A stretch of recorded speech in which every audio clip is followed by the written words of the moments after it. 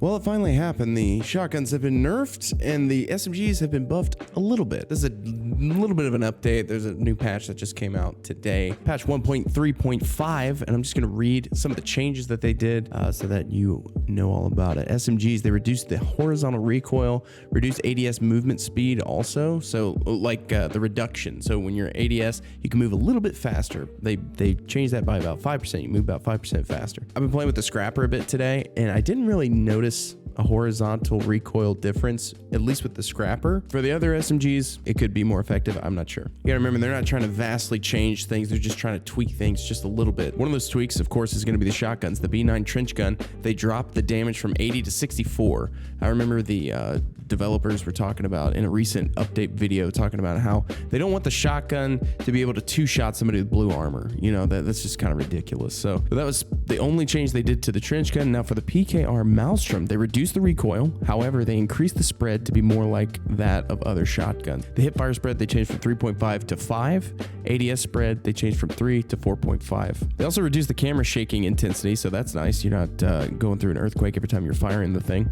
Now for the Bulldog, the greatest gun in the game, they increased the refire time from 0.5 seconds to 0.6 seconds. So it's a little longer between each fire, just a slight gap in between those. Not really sure what all that's gonna do if you land both shots. I mean, it's still gonna do just as much damage. They didn't tweak the damage on it at all. However, they did increase the spread to be more in line with the spread of other shotguns. So I think that instead of being able to laser somebody from pretty far away, I've seen some insane, almost sniper shots with these things. I think that increased spread is gonna help get rid of that, because that's kind of ridiculous, to be honest. For the Manticore, they just increased the recoil. Now the other big thing, another game changer, is grenades. Added a 1.8 second delay between grenade throws, preventing players from just unleashing a barrage of explosives and hope to hit the jackpot. You can still spam a little bit, but it's not going to be quite as insane as it was. I mean, it was pretty broken. They also changed power progression. No, I'm not quite at the epic, exotic, and legendary weapons portion yet. I'm getting there. I'm almost there.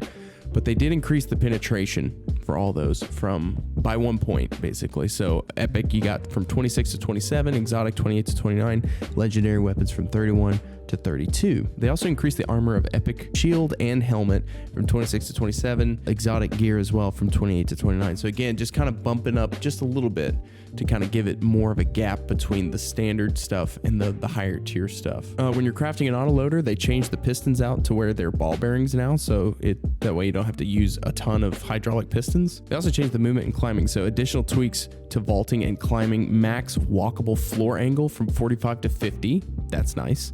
Max step height from 45 to 50. That's also nice. Climbing cooldown goes from 1 second to 0.5 seconds, so they just cut that right in half. Max wall distance from 90 to 100. The max distance allowed from wall to player in order to activate a ledge climb. So I guess they reduced the amount of distance it takes for you to climb up on a ledge, because sometimes you got to back up from a ledge to jump up on top of there. So they tweaked that a little bit, which is good. They implemented the first iteration of a "you are banned" screen to prevent further confusion about some login issues. Okay, interesting. So if you have multiple paladin sets, I've got 3. I've got the carbon, the standard one, and the forest one.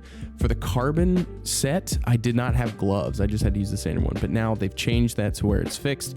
If you have a paladin set that you didn't have gloves for before, you should have it now. I did get the carbon gloves, and it just brings my Deathbringer outfit to completion. It's complete now. They also tweaked the daily action stuff to where they would activate properly. They fixed an exploit with gear salvage insurance when playing in squads. Not 100% sure what that is talking about, but they fixed it. We are now tracking and having ban automation for additional stats. So there's extra things, extra variables that they've put in to keep a lookout for, so their system can flag those things. And that's about it for this patch. I mean, this is a great patch. I'm looking forward to seeing how the tweaks are going to change the game flow. They're not going to try to change complete metas or anything. They're just doing little tweaks. I think that the trench gun needed that reduction, and the Maelstrom did need a little bit of tweaking as well. So we're going to see how that works out. Okay, that's it. I'll see you guys in the next one.